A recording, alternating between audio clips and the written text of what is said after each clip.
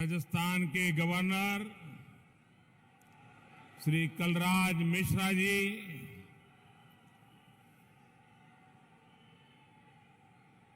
मुख्यमंत्री मेरे मित्र श्रीमान अशोक गहलोत जी, विधानसभा के स्पीकर श्रीमान सीपी जोशी जी, राज्य सरकार के मंत्री श्री भजनलाल जाटव जी, संसद में मेरे साथी और राजस्थान भाजपा के अध्यक्ष श्री चंद्र प्रकाश जोशी जी, संसद में सारे साथी बहन दिया कुमार जी,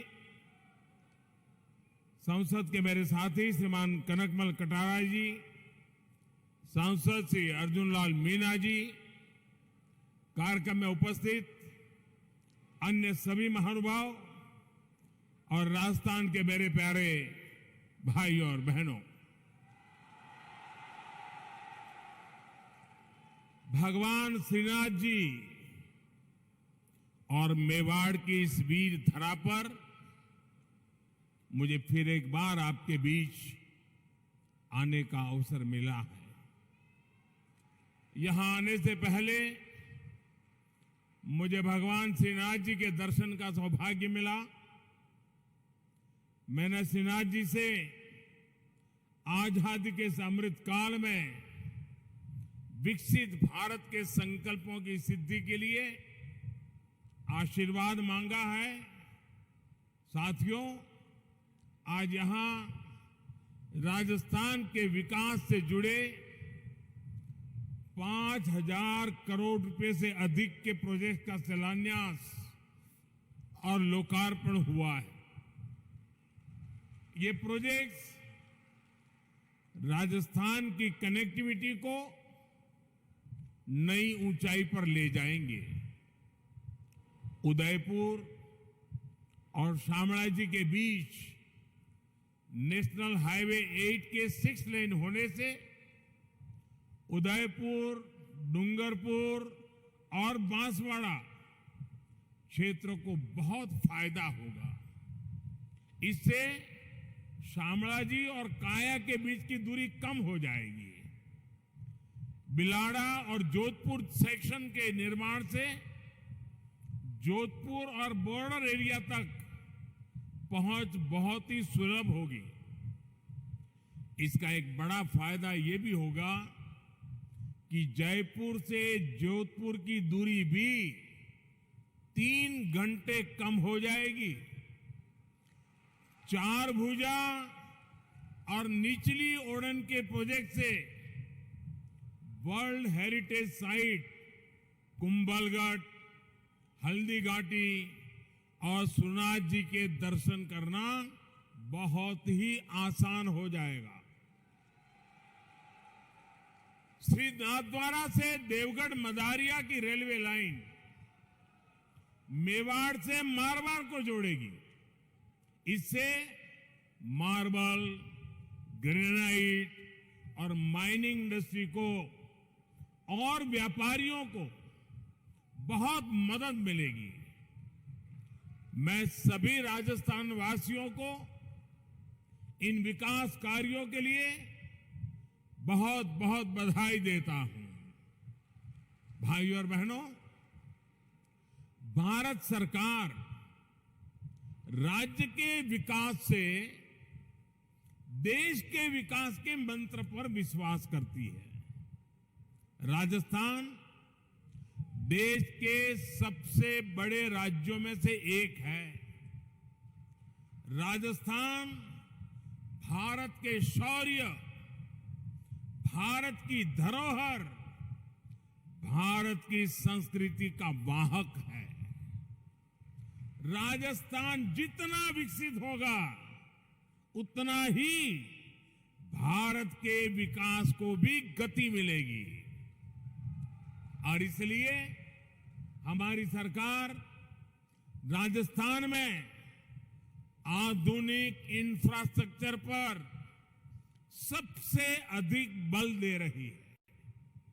और जब मैं आधुनिक इंफ्रास्ट्रक्चर की बात करता हूं तो इसका मतलब सिर्फ रेल और रोड ही नहीं होता। आधुनिक इंफ्रास्ट्रक्चर शहरों और गांवों में कनेक्टिविटी बढ़ाता है, दूरी कम करता है। आधुनिक इंफ्रास्ट्रक्चर समाज में सुविधाएं बढ़ाता है, समाज को जोड़ता है। आधुनिक इंफ्रास्ट्रक्चर डिजिटल सुविधाओं को बढ़ाता है, लोगों का जीवन आसान बनाता है। आधुनिक इंफ्रास्ट्रक्चर विरासत को बढ़ावा देने के साथ ही विकास को भी गति देता है। जब हम आने वाले 25 साल में विकसित भारत के संकल्प की बात करते हैं तो उसके मूल में यही इंफ्रास्ट्रक्चर एक नई ताकत बनकर के उभर रहा है। आज देश में हर तरह के इंफ्रास्ट्रक्चर पर अभूतपूर्व निवेश हो रहा है, अभूतपूर्व गति से काम चल रहा है।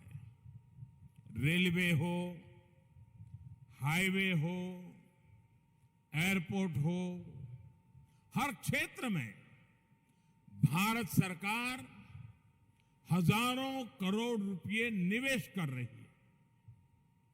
इस साल के बजट में भी भारत सरकार ने इंफ्रास्ट्रक्चर पर 10 लाख करोड़ रुपए खर्च करना तय किया है। साथियों, जब इंफ्रास्ट्रक्चर पर इतना निवेश होता है तो इसका सीधा प्रभाव उस क्षेत्र के विकास पर होता है, उस क्षेत्र में रोजगार के अवसरों पर होता है। जब नई सड़कें बनती हैं, नई रेल लाइनें बनती हैं, जब गांव में पीएम आवास योजना के करोड़ों घर बनते हैं, करोड़ों शौचालय बनते हैं, जब गांव में लाखों किलोमीटर ऑप्टिकल फाइबर बिछता है, हर घर जल इसके लिए पाइप बिछाया जाता है, तो इसका लाभ जो स्थानीय छोटे मोटे व्यापारी होते हैं, जो इस प्रकार की चीजों को सप्लाई करते हैं, उन छोटे मोटे दुकानदारों को भी, उस इलाके के श्रमिकों को भी इसके कारण बहुत लाभ मिलता है। भारत सरकार की इन योजनाओं ने अर्थव्यवस्था को एक नई गति दी है। लेकिन साथियों, हमारे देश में कुछ लोग ऐसी विकृत विचारधारा के शिकार हो चुके हैं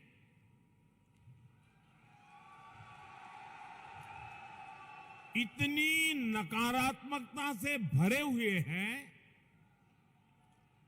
देश में कुछ भी अच्छा होता हुआ वो देखना ही नहीं चाहते और उन्हें सिर्फ विवाद खड़ा करना ही अच्छा लगता है। अब आपने कुछ सुना होगा, जैसे कुछ लोग उपदेश देते हैं कि आटा पहले कि डाटा पहले, सड़क पहले कि सैटेलाइट पहले।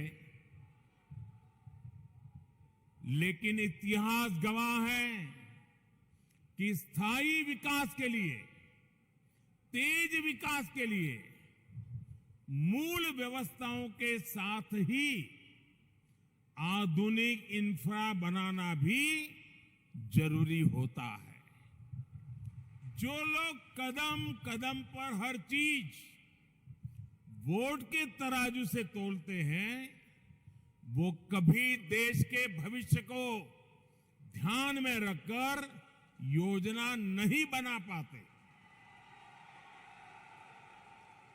हम कई बार देखते हैं गांव में पानी की टंकी बनी, लेकिन वो 4-5 साल में ही छोटी पड़ जाती है। कितनी सड़कें या फ्लाईओवर ऐसे होते हैं जो 4-5 साल में अपर्याप्त लगने लगते हैं। हमारे देश में इसी सोच की वजह से इंफ्रास्ट्रक्चर के निर्माण को प्राथमिकता नहीं दी गई। इसका बहुत नुकसान देश ने उठाया है। अगर पहले ही मान लीजिए पर्याप्त संख्या में मेडिकल कॉलेज बन गए होते तो पहले देश में डॉक्टरों की इतनी कमी नहीं होती। अगर पहले ही रेलवे लाइनों का बिजलीकरण हो गया होता तो आज हजारों करोड़ रुपए खर्च करके ये काम करने की जरूरत नहीं रहती।